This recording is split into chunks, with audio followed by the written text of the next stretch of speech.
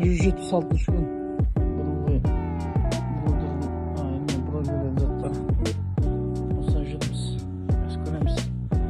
Күзінердің бәрін енді қалап ұшақтың ғой енді, төбесімен потолығын жауып 2 метрлік бетон құйып мұқият ғана жасап съемный 400-800 басқаны жетеді. Утепленный болады. Жылуды қалай істейміз, газ жоқ деп ойлайтын едік. Қазір отработка деген нәрсе шықты ғой, отработканың пешкесін болды. Дальше уже жазғы көктемгі уақыттарда, күзгі уақытта мына жерде уже 3 градусты қойып, мына жерде тоже утеплить етеді. Пересъемка осындай форматта бір кеткі жасап, үшін движение жасауға болады. Енді шыны керек, өткен жылы ма? 1,5 жыл бұрын бастаған едік, бітіре алмадық ақыры. Көңіл бөлмесең ешқандай жұмыс жүрмейді дейді.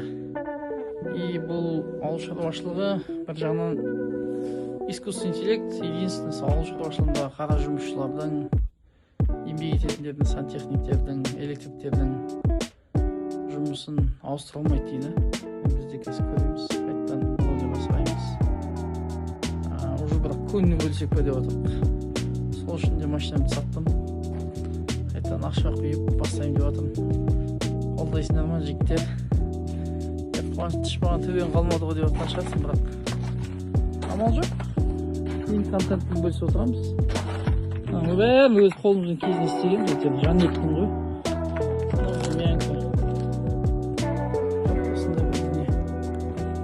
Так қазір осындай хал енді. Жазда көктемде өте әдемі болады. Қазір қыс болғаннан кейін. Мына жақта ағаштар бізде бітті.